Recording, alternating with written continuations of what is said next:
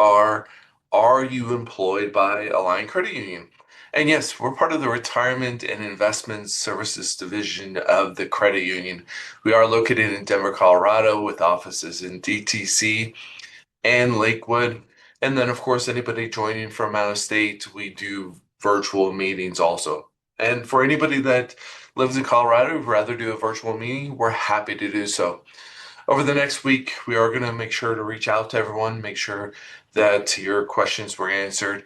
At the end of today's webinar, we will answer questions also if you would put it in the chat or Q&A box.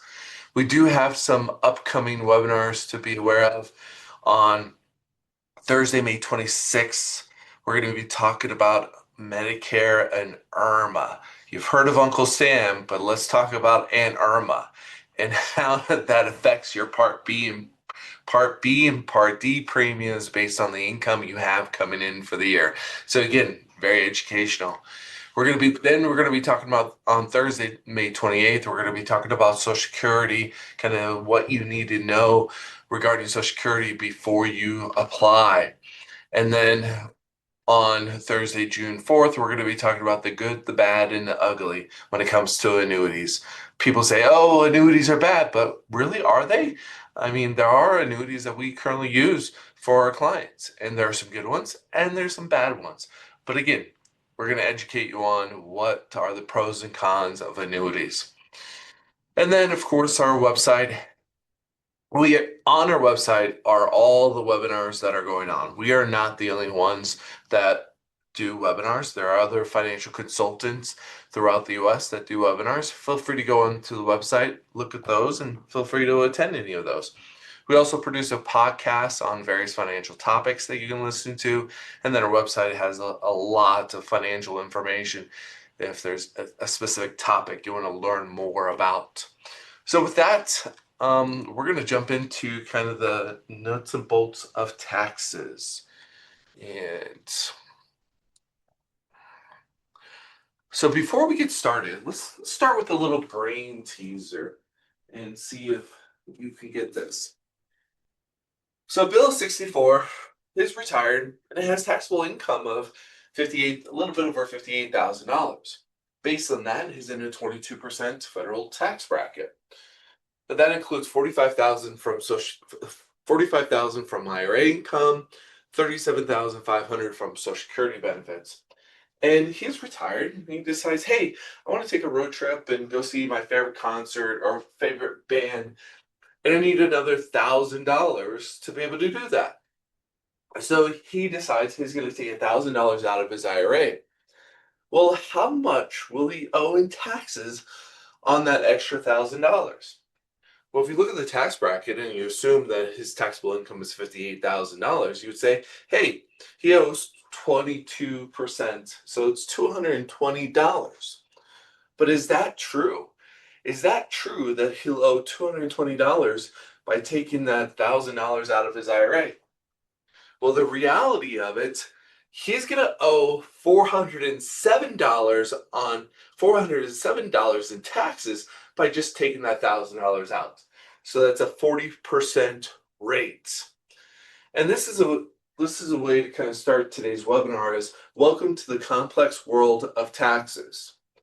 And of course, we always highly recommend you consulting with a qualified tax advisor when it comes to taxes. But in today's webinar is going to be talking about traditional IRAs.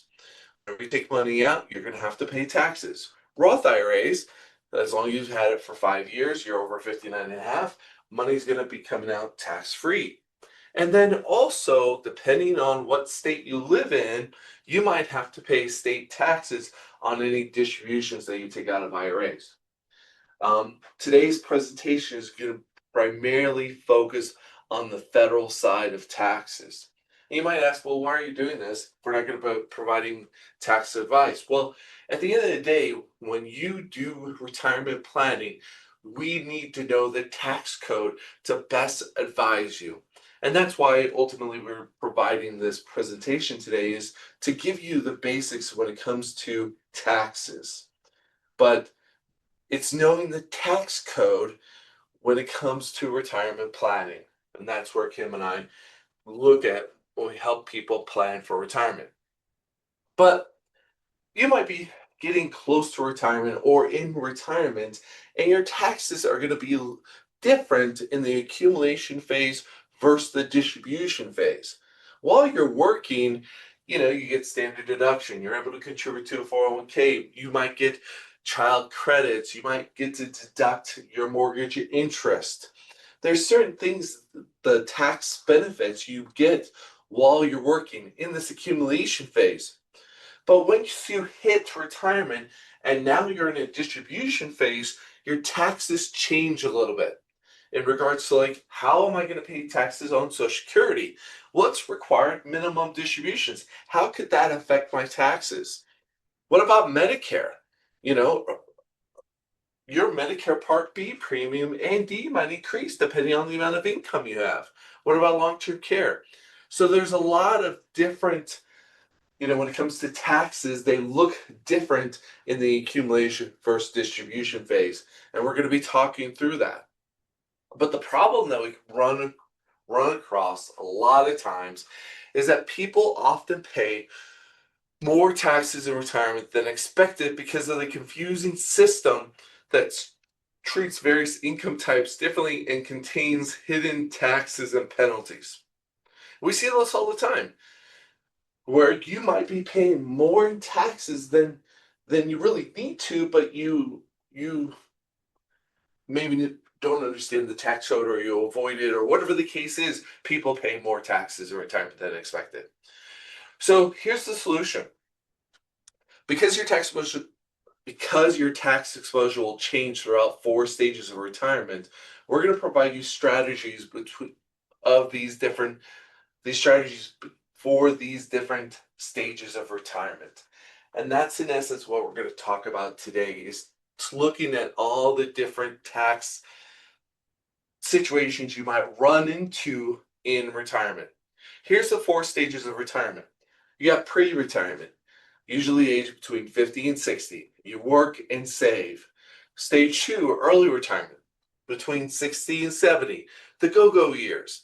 Middle retirement, 70, 80, go, you're still traveling, but you're starting to slow down. Late retirement, 80 plus, we call it the no-go years. You've done your traveling, you're kind of slowing down. So these are the 4 stages of retirement that we talk about. And just a word of caution, we can create the best retirement plan out there, but there's always going to be retirement surprises that we don't know about, such as inflation. We don't know what a good inflation is going to be from a year from now. Inflation today came in a little bit hotter than expected, and everything around us will continue to increase, and there's nothing we can do about it. Longevity, I don't know how long you're going to live. We usually plan to age 95, but you might live to 100.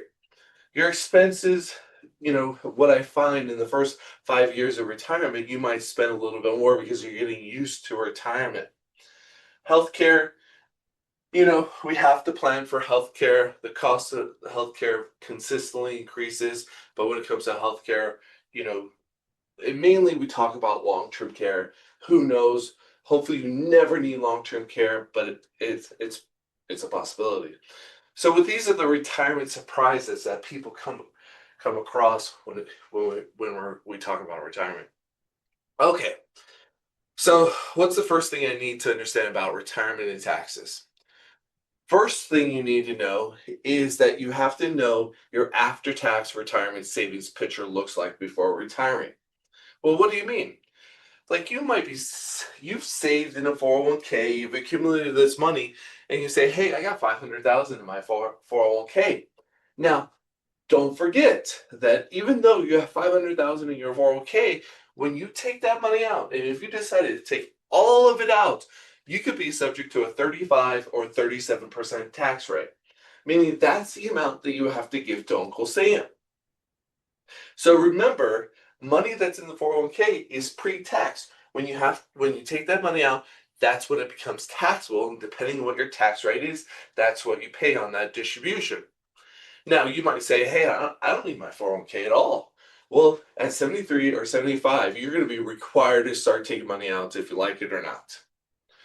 And depending on how much you have to take out, depends on kind of, is it going to push you into a higher tax bracket? Keep a lot of that money. But most of the time, you're either going to be at a 12 or maybe even a higher tax rate. And just knowing that, hey, that 500,000 is really not 500,000 after I pay taxes on it. Now, there was the thought that in 2026, we were going to see taxes increase. But last year, they signed into law the extension of the tax law from 2017. They made it permanent. Now, permanent just means that it doesn't expire. Congress could still come in and change the bill that was signed last year. They could still change it. So right now it doesn't expire. It's a permanent bill, but it could change down the road. One part of it, there's a couple of parts of it but one thing I want to kind of talk about a little bit is they increased the standard deduction on the new bill. So that's a benefit. And when you think about the standard deduction thinks about, if you're a married couple, 32,200, that's the amount of taxable income that you could have and not pay taxes on it.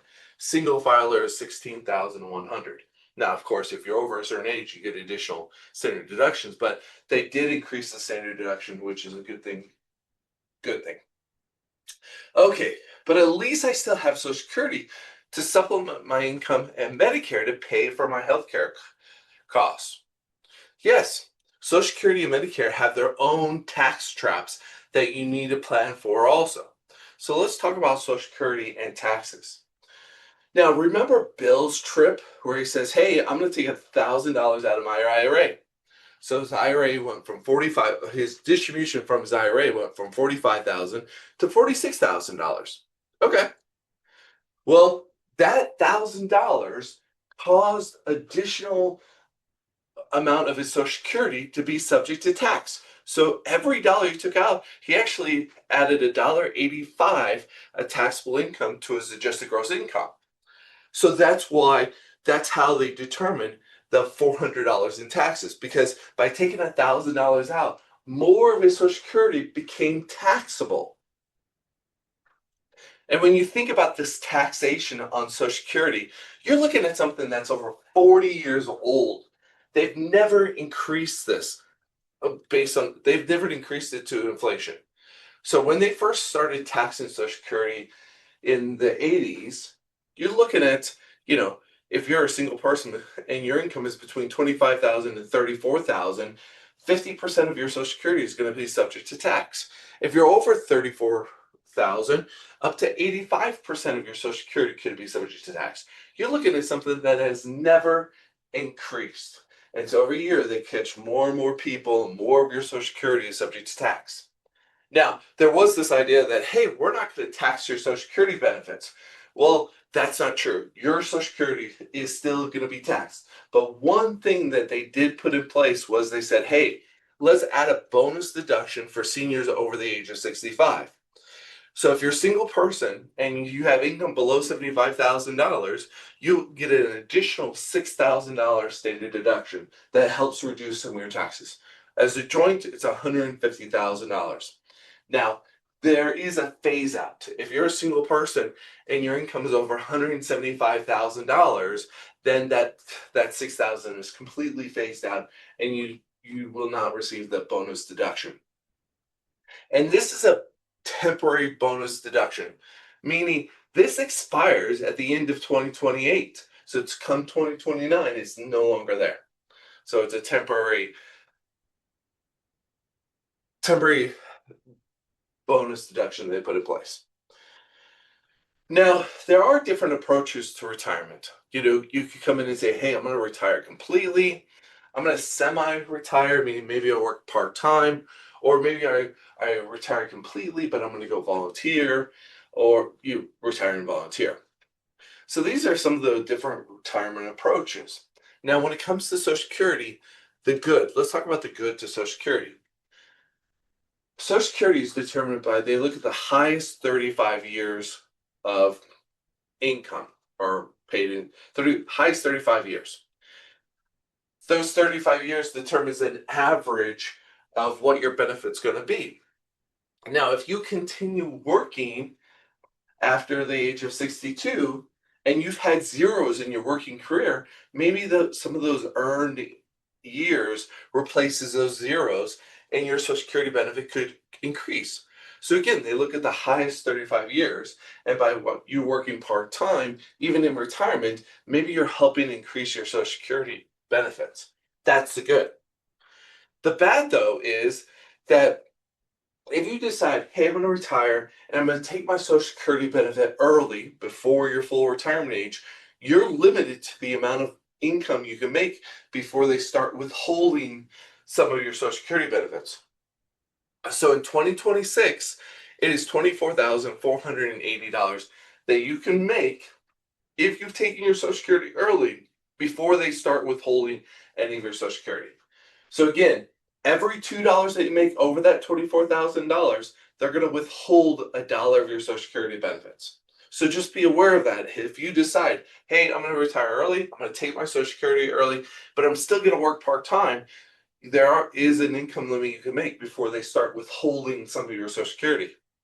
Now, the ugly when it comes to Social Security is that, hey, let's say you've paid into Social Security you've paid the max into Social Security over the last 35 years.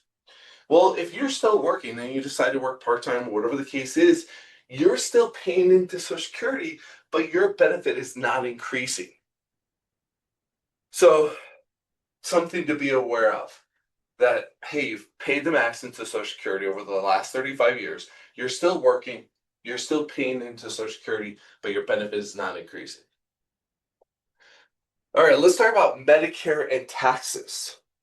So again, let's talk a little bit about IRMA. And the presentation I'll do on the 23rd, I believe, is going to be going into a little bit more in depth when it comes to IRMA, but let's talk a little bit about IRMA.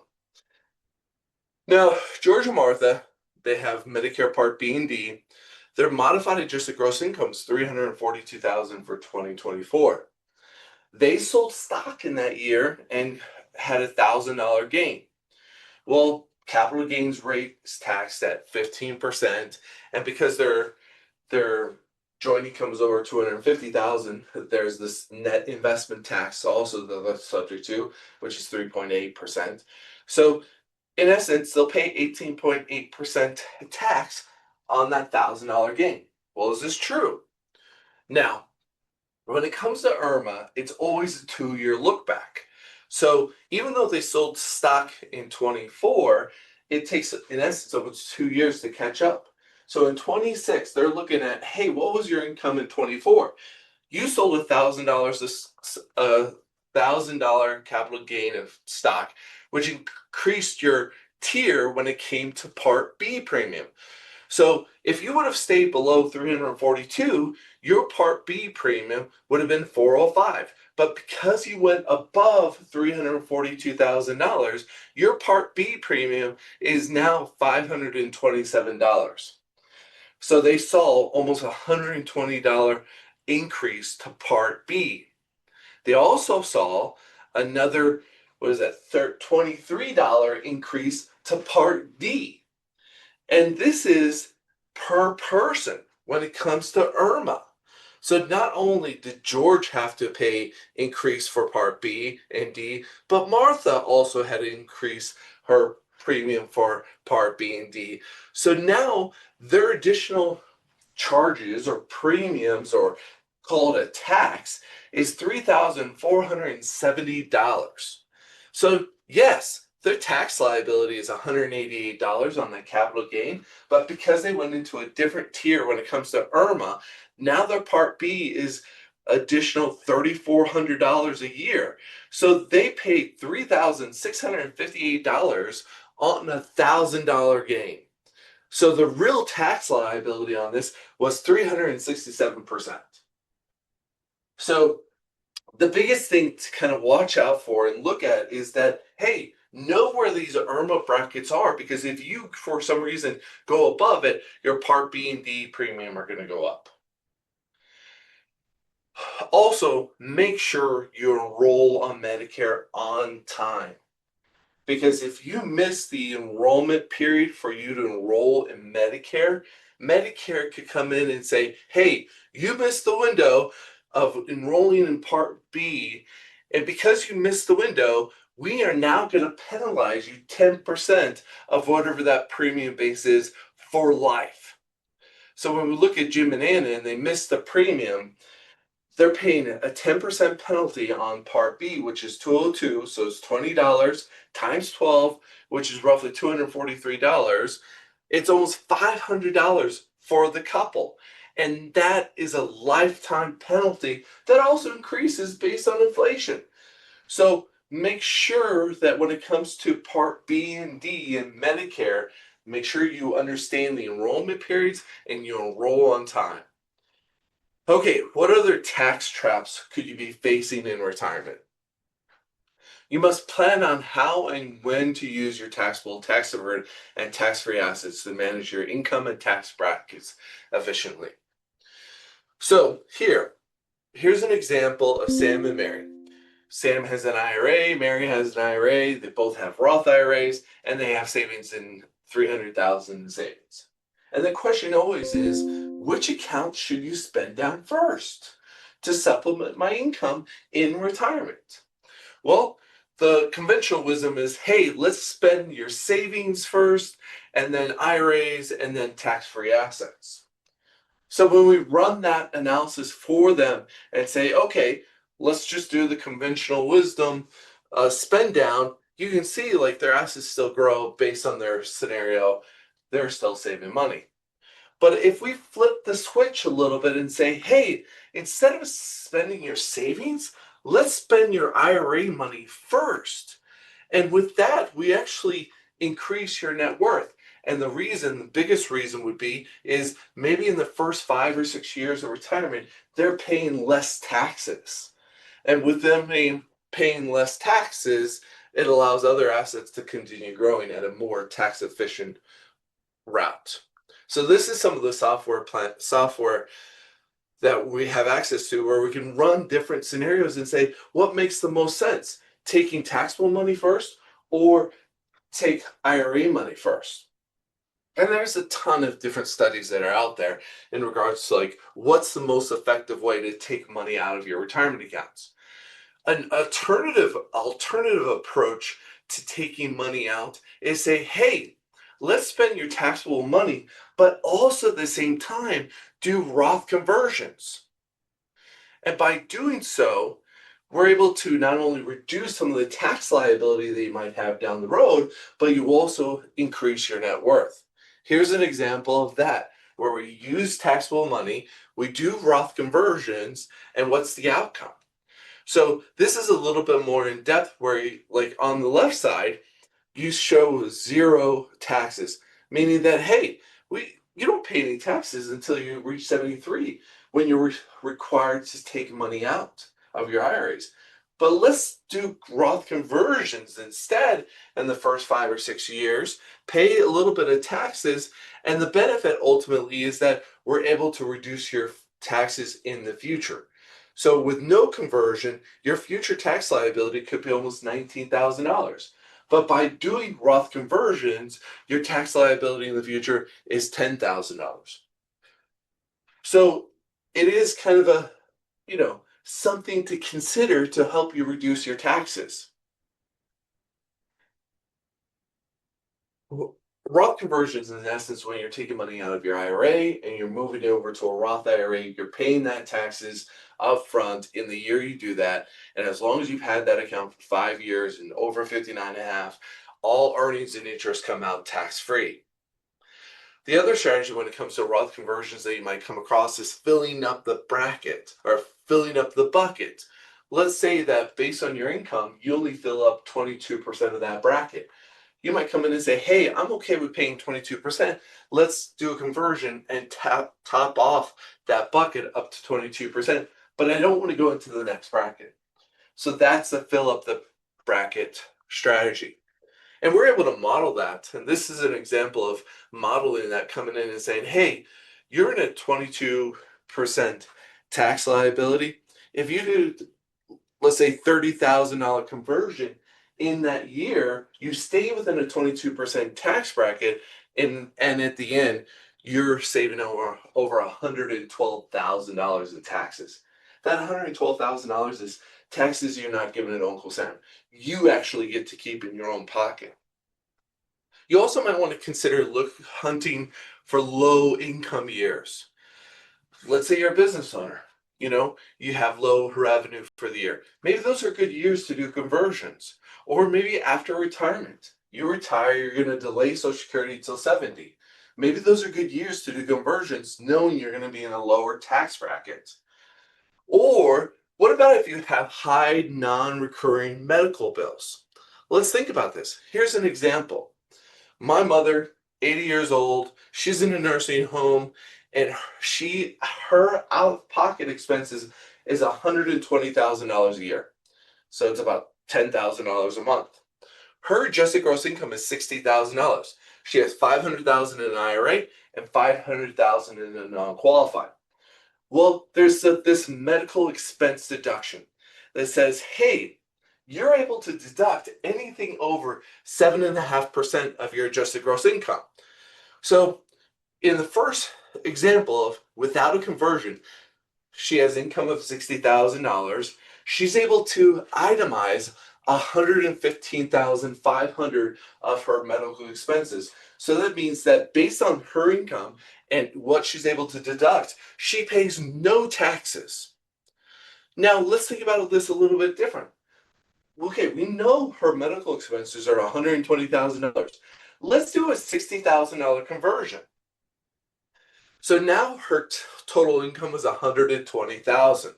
We're able to deduct anything over 7.5%, and she also gets a partial bonus standard deduction, even though she's itemizing. So she's able to deduct $113,300. So her taxable income is $6,700. She's at $6,700 is in a 10% bracket. So she pays $670 on $120,000 of income.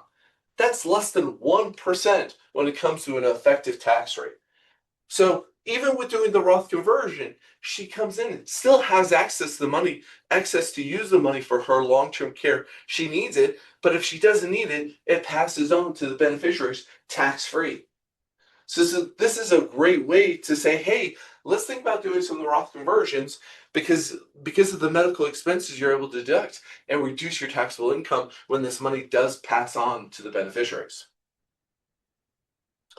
Now, at the end of the day, when we talk about Roth conversions, it's not right for everyone. We've done analysis for people and we're like, no, it doesn't make sense for you to do Roth conversions. So you have to ask yourself, what is the ultimately goal for me to do Roth conversions? If your goal is to pass money on to the beneficiaries tax-free, or maybe reduce some of your future tax liability when one spouse passes away, it might make sense. But if this money is going to go to charities, or you really don't care who inherits this and let them pay the taxes, it's thinking about what is the goal of this money. Everybody's situation is completely different. Some other possible approaches to managing tax brackets is, if you need income, maybe look to, if you have any life insurance policies that have cash value, sometimes you can take that cash value out tax-free. It's a loan against the life insurance. The other thing is selling highly appreciated stock at no capital gains tax.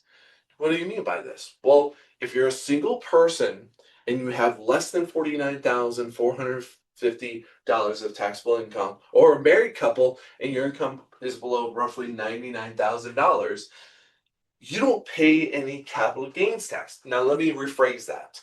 Okay, this is how it works.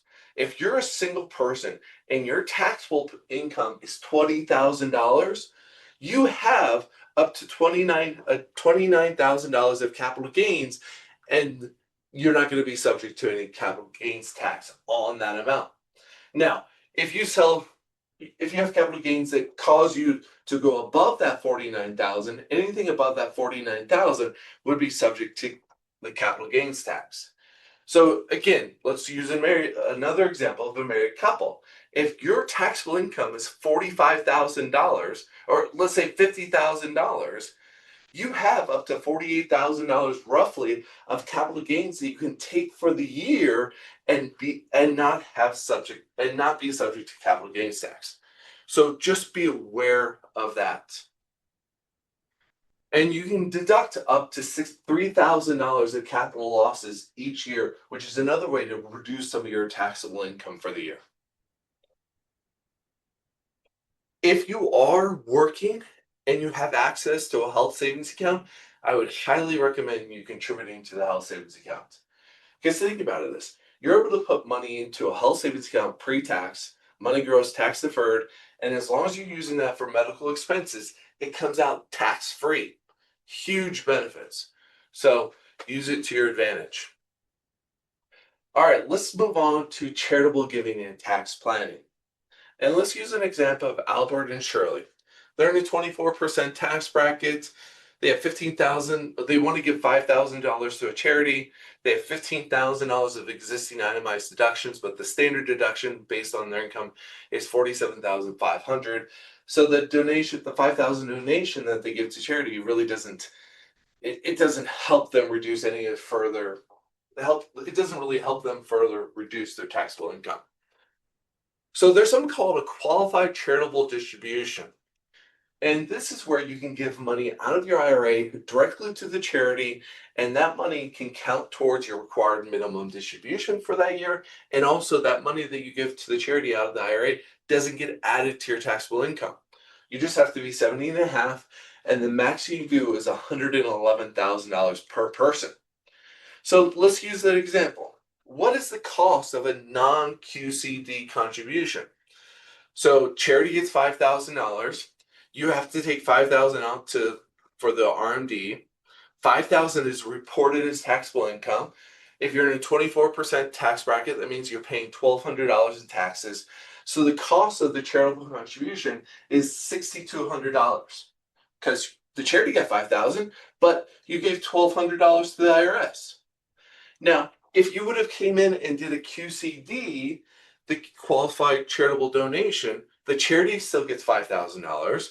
$5,000 still satisfies as a RMD, but $5,000 is now not added to your taxable income. So there's no tax bill on that $5,000. So you just saved yourself $1,200 that did not go to the IRS. So if you want, you can increase your contribution to $6,200 if you wanted to give more money to the charities. So if you're over 70 and a half and you are giving money to charities, I would highly recommend you doing the qualified charitable donation strategy. Giving money out of your IRA directly to the charities because it does help you reduce your taxable income. Okay, I hope to have assets to pass on to my family. How does retirement tax planning figure into it? Okay, so again, let's use an example. Pamela, she's 65 years old. Her son is 40 years old. Pam passes away. 100% of the money goes to the son. And so he now has an inherited IRA that's worth $400,000. And if we use a 6% rate of return, when a non-spouse inherits an IRA, they have to take that money out over a 10-year period. So Kyle has the choice. Hey, do I just take a required minimum distribution each year and in the 10th year just take it all out? Or do I come in and spread it out evenly over a 10-year period? So if he spreads it out over a 10-year period, $54,000 is added to his taxable income. Versus if he came in and said, I'm just going to wait till the 10th year and take it out, his now distribution in the 10th year is over $700,000, which at that point is probably going to be paying close to 37% on. So it probably makes more sense to spread it out over a 10-year period to reduce the tax liability that when inheriting an IRA. So everybody's situation again is very different when it comes to this. I have a client that right now he's going to work for another. He inherited an IRA. He's going to work for another 3 years. So we're just satisfying the required minimum distribution. But when he fully retires, he's going to be in a much lower tax bracket. That's when we're going to fully disperse the inherited IRA because he will pay less taxes on it. All right, let's talk about taxes and long-term care. So there are long-term care policies, traditional long-term care policies, that the premium is deductible. So if you do have a long-term care policy and it's a traditional policy, double check to see if you're able to deduct that. And when you start using those benefits do come to you tax-free. So, and when I say traditional long-term care, traditional is kind of like car insurance. You pay into it, pay into it, pay into it. But if you never use it, well, the insurance can be kept your money. Um, Most of the times I'm seeing more and more of these hybrid policies. Hybrid policy is it's a permanent life insurance policy that you pay into and it's there for you to use for long-term care, but if you don't use it, it's a tax-free benefit. So let's use Florence. Florence qualifies for long-term care. She receives about 60,000 in home care benefits. She gets 20,000 from Social Security. She has 400,000 in IRA, and then she also has a life insurance with a long-term care rider of 500,000. So in essence, she gets about $10,000 a month to use for long-term care. So over the last 5 years, scenario one, she uses a long-term care policy. So she uses $300,000 of the long-term care. So when she passes away, her daughter inherits a life insurance of $200,000 and an IRA that's worth 400,000. That's usually kind of what happens is people come in and say, "Hey, I got a long-term care policy. I'm going to use this first, and then if I deplete those, then I'll use the IRA." But maybe let's think about it a little bit different. Let's use the IRA instead of the long-term care policy if it's a hybrid policy. Because if you use the IRA, and because of her medical expenses, we're able to use that medical expense deduction, meaning that she's paying very little taxes on that distribution. So in the second scenario, she used 300,000 of the IRA, paid very little taxes on it. When she passes away, her daughter's going to inherit a life insurance worth 500,000. That's all tax free, and then the remaining 100,000 would be taxable at whatever her rate is. So, I mean, at the end of the day, we don't necessarily know what the daughter's tax rate is, but if we come in and say, hey, she's in a much higher tax liability than her mother is, then it's more beneficial for her to receive tax-free assets and use taxable assets to pay for her care instead of using a tax-free asset and pass on a higher tax liability to the beneficiaries. All right. There's a lot of moving pieces when we think about this retirement planning and taxes when it comes to your situation. Here's the summary again.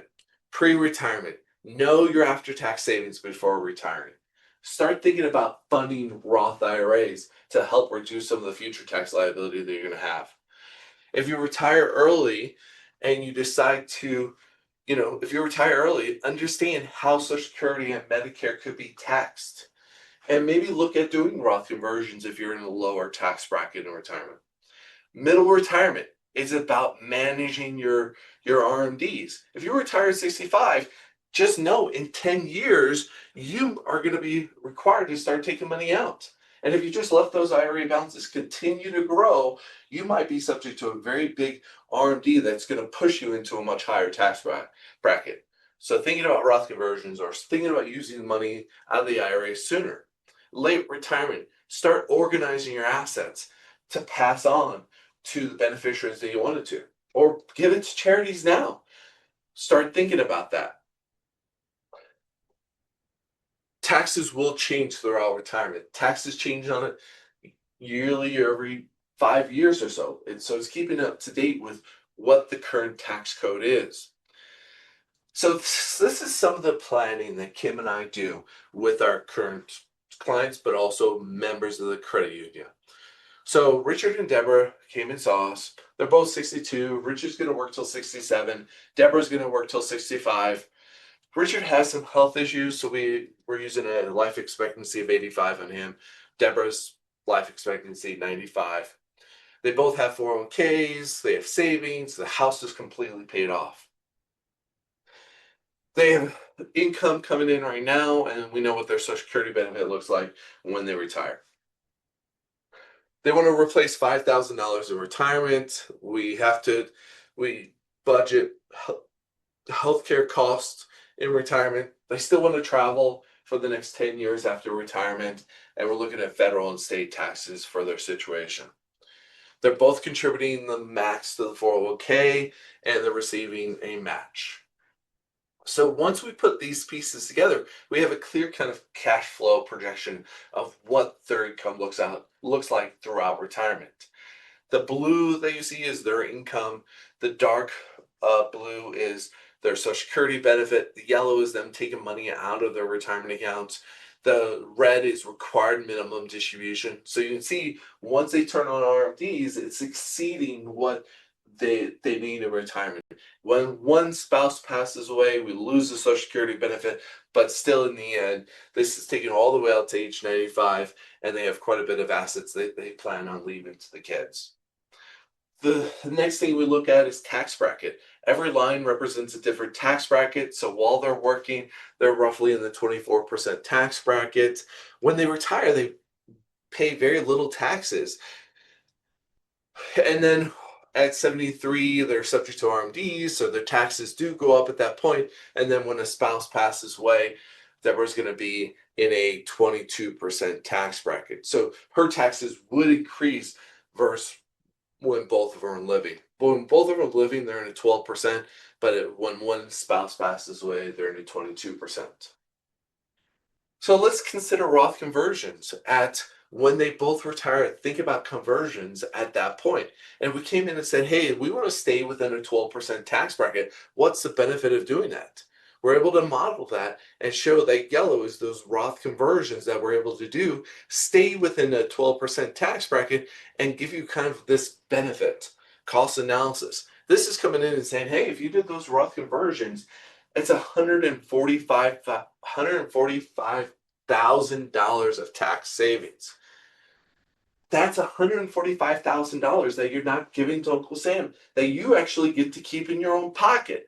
And I can look at this picture and just show you the biggest benefit is that when one spouse passes away, we know that the other spouse is going to go into a higher tax bracket. But by doing the Roth conversions, we're keeping the surviving spouse in the same tax bracket. So we might think that, hey, taxes are going to go up, but if you're a married couple, I can guarantee you taxes will go up because you'll be filing at a single versus a married filing jointly.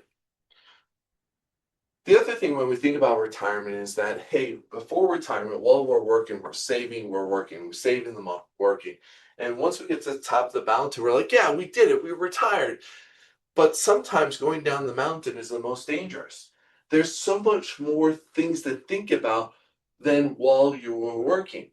In retirement, you have to think about taxes, death of a spouse, longevity, market, what's happening within the market, inflation, healthcare costs. There's all these things to kind of think about now that you necessarily didn't really think about while you were working. So we're able to kind of put all these pieces together for you and give you a plan to say, hey, these are some of the things that you could be doing to help you reduce your tax liability and answer a lot of the financial questions that you might have. Create a withdrawal strategy. Does it make sense to take money out of the IRA first and delay Social Security to a later point? Does it make sense to do Roth conversions? How do I minimize my risk but get the same rate of return? How do I pass this money on to beneficiaries?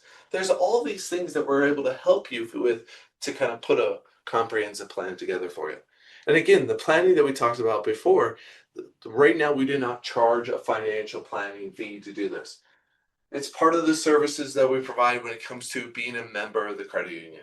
We're able to build this comprehensive plan for you and give you guidance on where to go, how to reduce some tax liability, and are you on track to be able to meet your goals. All right. I know this is a lot, and I do see that we have questions coming in. Again, please put the questions in the chat or Q&A. I will put a poll out there also. If you'd like to schedule a meeting with one of us, please indicate that on the poll. We're going to be reaching out to everybody anyways, but yeah, just indicate that on the poll. That would be great. All right, so let's see what questions we